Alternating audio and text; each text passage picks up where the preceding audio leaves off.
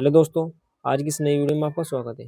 जैसे कि आज की इस नई वीडियो में हम आपको 6 विधि के बारे में बताएंगे। विलयन की मोललता, जिसे स्मॉल m से प्रदर्शित करते हैं, छोटे m से। ठीक, हम आपको इसकी परिभाषा बताएंगे कि 1 किलोग्राम में विलायक में उपस्थित विलय के मोलों की संख्या को विलयन की मोललता कहते हैं। इसे छोटे m से प्रदर्शित भी करते हैं। ठीक, सूत्र इसका आएगा मोललता बराबर विलय के मोलों की संख्या अपॉन विलायक का भार किलोग्राम में। फिर आएगा मोल। मोल किस तरह निकालेंगे तो मोल जो हमारे पास होगा, भार जो है हमारे पास ग्राम में होगा और अपॉन में होगा अनुभार।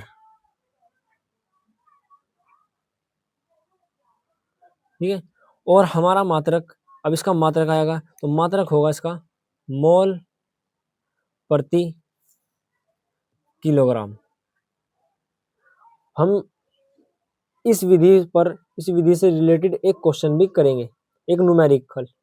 इस विधि से रिलेटेड एक न्यूमेरिकल करेंगे। अब हम न्यूमेरिकल कुछ इस प्रकार से है, क्वेश्चन आता है न्यूमेरिकल कि 9.8 ग्राम सल्फ्यूरिक अम्ल, जिसका रासायनिक सूत्र होता है H2SO4, को जल में घोलकर 250 ग्राम विलयन बनाया गया। विलयन की मोललता ज्ञात करो।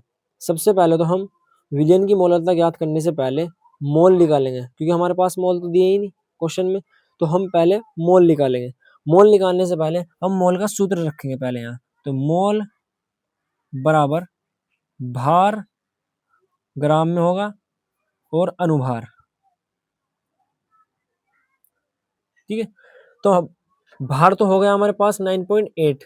अब अनुभार किस तरह निकालें? अनुभार निकालने से पहले सल्फ्यूरिक अम्ल का जो रासायनिक सूत्र होता है वो H2SO4 होता है, H2SO4, और इसका अनुभार होगा 998।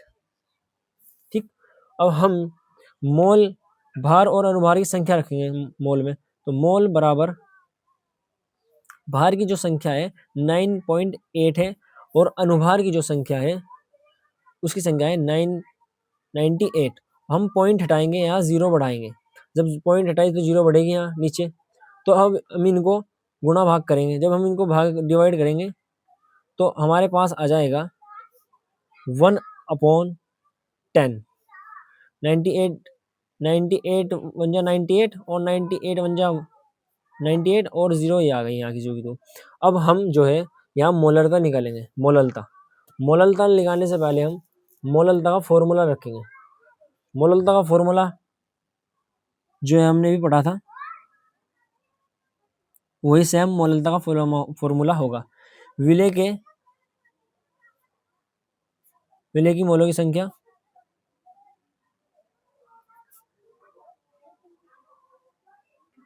संख्या अपॉन में आ जाएगा विलायक का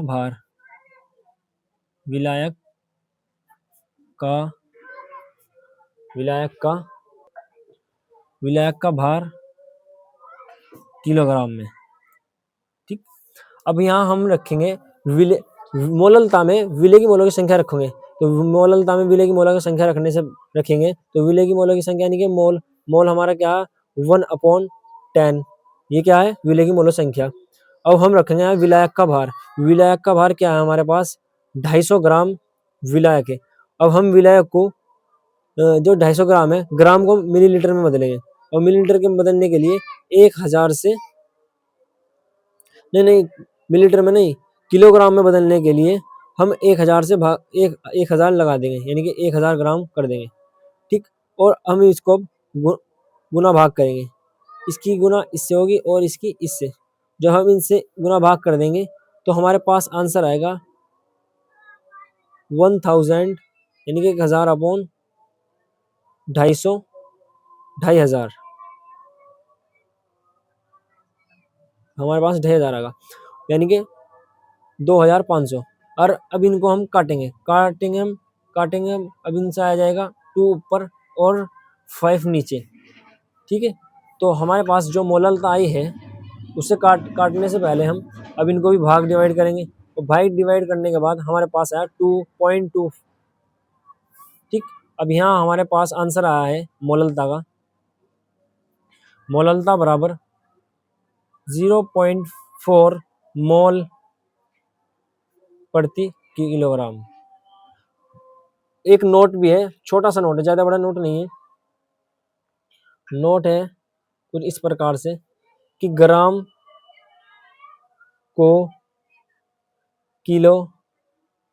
किलोग्राम में बदलने के लिए